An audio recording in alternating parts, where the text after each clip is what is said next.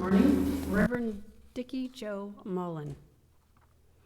Reverend Dikki Jo first visited Cassadaga with her family as a teenager back in 1972 and immediately fell in love with Cassadaga and its history and continues to enjoy being a part of the Cassadaga community. Reverend Dikki Jo was an astrologer, medium, and spiritual counselor from Orlando. She has studied at the Arthur Findley College in the UK, is a graduate of the University of Florida, and has been ordained as a minister by the Church of the Modern Apostles in Miami and the American Spiritualist Association at the Chapel of Spiritual Light in College Park, Florida. So please join me now in a warm welcome for Reverend Dikki Jo.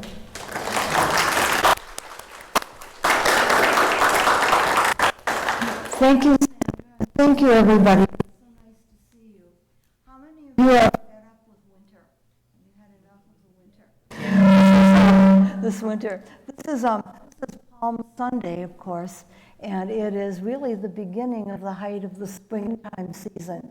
And the palms represent celebration and victory. And they're part of the language of flowers that we associate with the springtime coming. April showers bring me flowers, and it's almost April, and time for the flowers to come into their season. The whole language of flowers is very much tied in with spiritualism. You'll notice we have a beautiful bouquet here on the altar. And whenever my family would do a seance, I grew up in a spiritualist family, fresh flowers on the seance table were always essential. In my own seance room, those of you who have been there know that I get a door prize at the end of the night and a drawing for the flowers. How do I sound today, everyone? Is this coming across well? Okay, because some of you look sort of puzzled. Well, it isn't working well, is it? The little green light is on. See, I could read your auras going up and down, especially our pastor there. But really, I know you were reacting. Well, let's see. Is this a little bit better? Maybe it has to do. Yeah, because I could see it was fading in and out. There. And Mercury's not even retrograde. It's the spirits, though. They really do play with electronics. When we go out on a paranormal investigation, even the paranormal shows you see on TV, they all have to have extra batteries and things because the spirit world plays with them and drains them. And I know they were doing that just because of the Country Garden song, which I happen to really like. And I was so pleased that they found the version that had Her Majesty the Queen in it, even in spirit. You know, that's my favorite version. So anyway, I think the spirit world was reacting to that. And maybe we're okay to begin the program in earnest now. I'm going to talk about springtime and flowers and the spirituality of this time of the year. Every time of the year has different spiritual holidays connected with it. You know, we have Yuletide or Christmas, we have Halloween, we have the autumn equinox, and there are just so many different deities that are related to the different spirits. The Easter story this week is one that many of us are familiar with. Palm Sunday represents the celebration of Jesus arriving in Jerusalem with a bunch of palm fronds being waved over the donkey he was riding in order to welcome him. And it's celebration and victory over the winter, over the darkness. And of course, this entire week is Holy Week. Next Sunday will be Easter Sunday and a very nice sunrise service here. Throughout this week, if you are up early enough in the morning, try to get up and watch the sun rise. And that's one thing you can do to help to get over spring fever. That restlessness I was asking everybody about when the little dwarves and gremlins and gnomes that were playing with the microphone cut me off. The little restlessness that you're feeling, many of you reacted to that and raised your hands, is called spring fever. How many of you feel like you might have spring fever or have heard of spring fever? Do you know if you are raising your hands? Do you know that it's an actual medical condition? Spring fever is that characteristic restlessness and mood changes, bursts of euphoric energy as winter transitions into spring, a desire to get away from it all, maybe to get outdoors.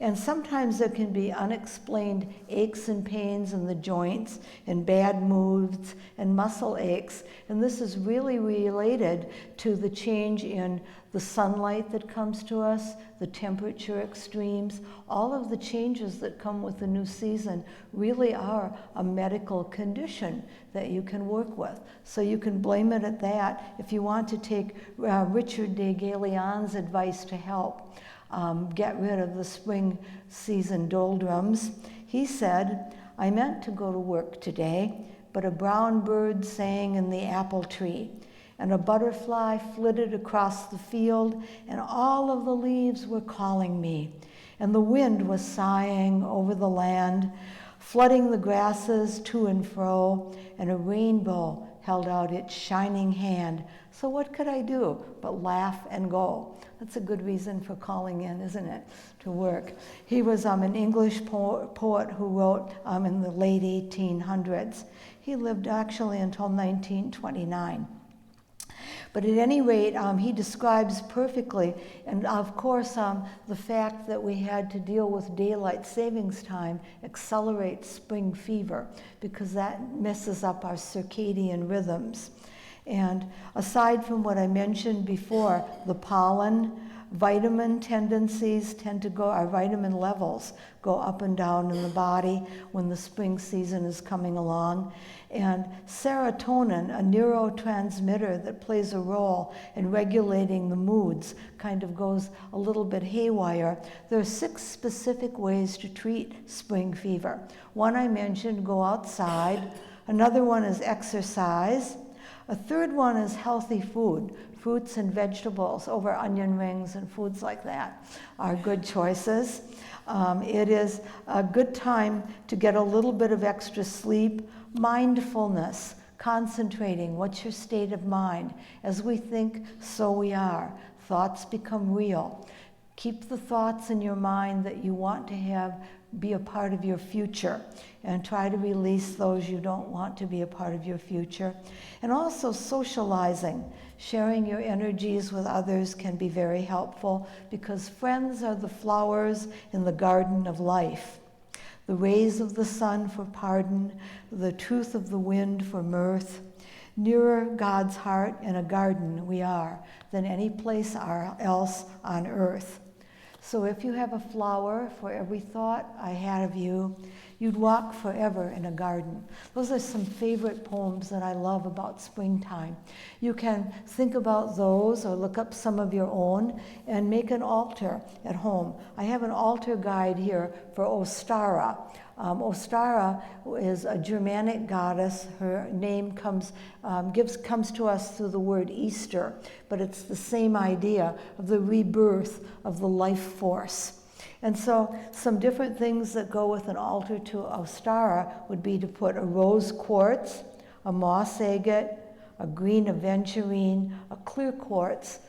All of those are just one of them on a table. And then also symbols of, we have some colored Easter eggs someone left up here, just to the right of our speaker. Did you see those yet, Sandra? I don't think you did. Oh, they're fake eggs. Oh, well, they're still eggs. They're okay. Yeah, even if I think that they're full eggs, right? Good way to say fake. Eggs, rabbit symbols, seeds, plants, and of course spring flowers, a green and pastel-colored pink table decoration or cloth, or white would be good to use for the base of your altar. Charles Godfrey Leland was an anthropologist who traveled and studied the esoteric traditions of Eastern Europe. And in his book, he gives a ritual to plant a bulb to have something you want grow during the season ahead as the spring begins. This works really well, so be careful of what you wish for because you will probably get it. Find a bulb. You can use a tulip, You can use an iris bulb. You could use an onion, although that's a little bit iffy. Or you could use regular seeds if you can't find a bulb. Plant it between now and the full moon, which will be on Wednesday. We have the first waxing moon of the spring season coming in. And in esoteric astrology, it's a very positive time for positive growth. And as you plant it, focus on what you would like to have grow, whether it would be extra money, a happier relationship, better health, a new cat, that's a nice one, a plane ticket to go to England. I'm always happy there. I was there as an exchange student and have been in a good mood ever since the Queen appeared in that little video that we saw. So if you have somewhere else that makes you happy, think of that as you're planting it. If you can remember the little rhyme that Charles Godfrey Leland gave, it goes like this: as this root grows and as this blossom blows, may what I desire be turned on to me. Now, if it's about love, don't ask for a specific person, because it might be the wrong one, and then what will you do? Because it will probably work. What you want to do is to ask for happiness, because I don't think it's a good idea to do it the other way around. It really isn't. So at any rate, those are some ideas of things you can do if you're feeling an attack of spring fever right now. And decorating colored eggs is very good. The pagan goddess Marzana, who is associated with death, plague, winter, and rebirth, comes from the spiritual traditions of Poland. And as the winter wanes in the springtime, those that want her to die will make a little dolly of her out of grass and burn it and throw the ashes into the water. Now, you can do that just to throw away anything negative in the winter. This isn't to wish anyone particular anything ill, but that's another little ritual that would be very powerful, because we have a full moon, we have Holy Week. This is a very powerful week for manifesting. I have the horoscopes here of the full moon and also the recent spring equinox that I'll refer to just a little bit. The full moon is appropriately enough on April Fool's Day, Wednesday. And those of you who see my Facebook page know we all say rabbit, rabbit on the first of the month to have a good month. A few of you are nodding. And the full moon will be at 10:12 p.m., our time zone, and it'll be at 12 to 13 degrees of Libra. So find that place. I know there are several astrologers here. If you don't know your horoscope, the qualities of Libra, which are peace, equality, and an emotional attachment to justice, will be very strong. Some of you might have gone down to march in the No Kings marches that are going on right now, and those are accelerating in power because they're being done under the waxing moon. So there's just a lot of energy and a lot of growth toward the positive and toward manifesting what we would like going on this week in particular.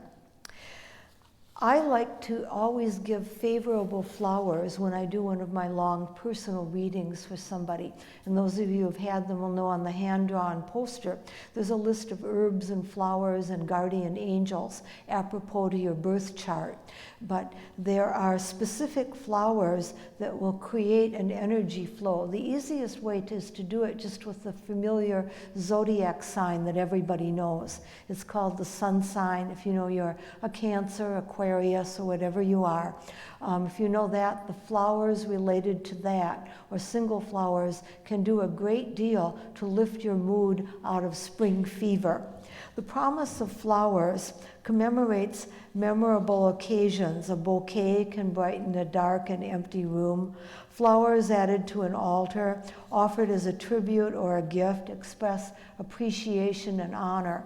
In earlier times, before they had the internet, a flower bouquet could be handed to someone with the right hand if it was supposed to be a yes or a positive meaning, and to the left if the answer to something was no.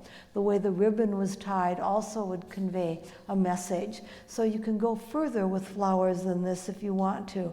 Blossoms are linked to the presence of higher and more subtle realms. The angels, the fairies, spiritual forces are attracted to color, fragrance, and the life force emitted by flowers. Select the flower of your zodiac sign, your moon or your rising sign, and combine them if you know those. But just the sun sign will help. And also, if you just like the traits of a particular sign, if you have that flower, say on your desk for the week, whatever, it will help. Let's begin with Aries. Do we have any Aries people here? Born under the birth sign of Aries? Oh, there's one there. Your flower is the tulip, and this is for imagination and perfect love. So tulip is for perfect love, and the Aries season is on now. If anyone else who's not an Aries would still like to use the astrology of flowers. For Taurus, the flower is iris, which is eloquence as well as wisdom. Gemini, it's the rose, which is innocent charms and beauty. Roses vary so much according to color. Yellow is friendship. White is always purity and innocence. And of course, red is love triumphant. For Cancer, the Easter lily that we are familiar with this week also is the flower for Cancer. The yellow, the white lily and the trumpet that it has with the yellow stamens in the middle represents clear communication, persuasion, and purity. Leo gets the sunflower, our emblem here in spiritualism. The sunflower is following the spiritual light. It's awakening to the light. If you're a Leo and you don't like sunflowers, though, you can also use the gladioli. There are many alternative flowers for each of the signs, and the gladioli is pride and courage. Virgo is the morning glory, and it's persistence and creative expression. Libra has a couple of flowers, the pansy for friendship, knowledge, and relief from loneliness, and then also the marigold to overcome hatred. So both of the flowers for Libra would be good under this full moon coming up. Scorpio gets the orchid, which is refinement and elegant beauty. For Sagittarius, that's the jasmine, which is quality and desirable associations. So if you don't like the people you're around, a jasmine would be extremely good to have as a flower. It grows very well here in Florida. Or Sagittarius or Sagittarian traits.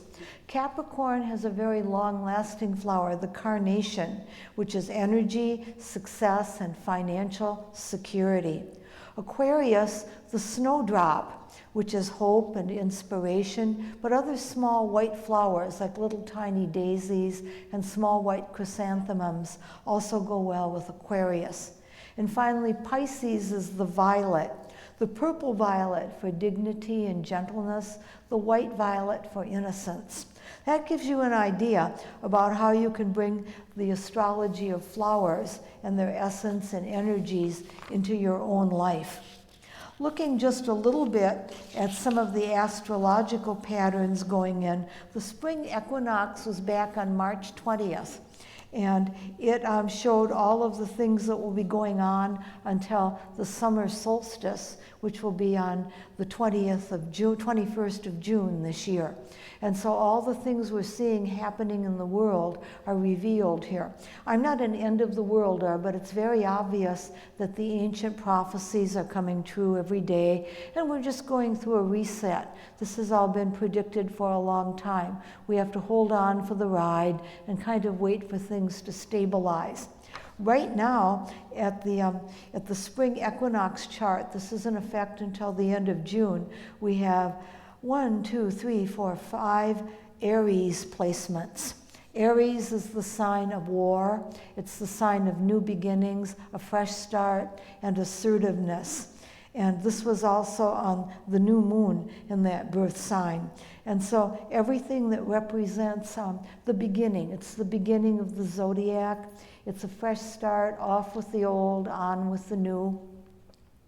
And this particular spring equinox, for those of you who are astrologers, is just chilling. By the way, everything that I've been giving you this morning is posted for free on my website, or the rest of it will be tonight. Website is Sky Maiden Musings, if you'd like to reread or look at any of it again. But the spring equinox chart represents a lot of sneakiness, Mars and Mercury are conjunct in Pisces, and it doesn't mean you Pisceans are sneaky, at least not all the time. But the Pisces placements show a lot going on beneath the surface, and all the Aries influences, which began on International Astrology Day at the new moon, the first day of the zodiac, it's another New Year's Day, would be here. And then we also have Pluto, the transformational planet, in the sign of Aquarius. If you've heard of the age of Aquarius and what that represents, there are demonstrations all over the world now. And there also were back in the 1960s when the first age of Aquarius comments were starting to come out. And there were other astrological patterns there that sort of foreshadowed this. So hopefully that is a little bit of something that will give you some thoughts to work with as we look forward to the spring season.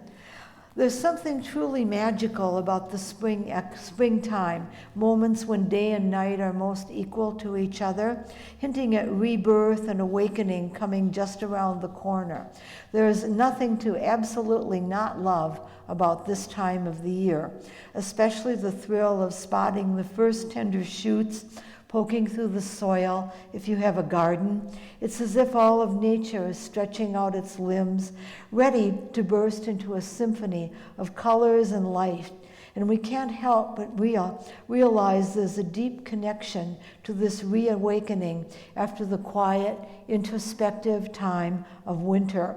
The springtime feels like nature's gentle nudge, reminding us it's time to return to the garden, tend the land, and experience a profound sense of renewal, which is all in the air.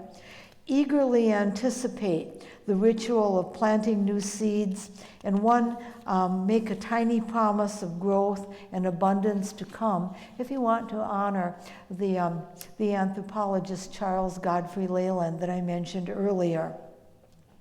And this is also historically a time that all across the cultures, Celtic cultures, the Feast of Ostara, which is from Eastern Europe, Native American tribes, all represent and look for the signs of the spring and the awakenings and the fresh start that we can find here.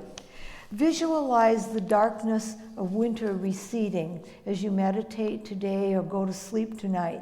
Think of the winter receding and this vibrant energy of spring, however you see it, coming upon you to shed any negativity or stagnation away, just as the earth sheds the winter coat. And you can repeat a mantra of intention, such as, I awaken the sun, renewed and ready for growth, or write your own, whatever would appeal to you. Right now, the sun is climbing higher and higher. The days are longer and longer each day, and we can soak in the golden light, take some deep breaths, feel the fresh air flow through your lungs. Look at the sunrise and remember that every day is like a new beginning.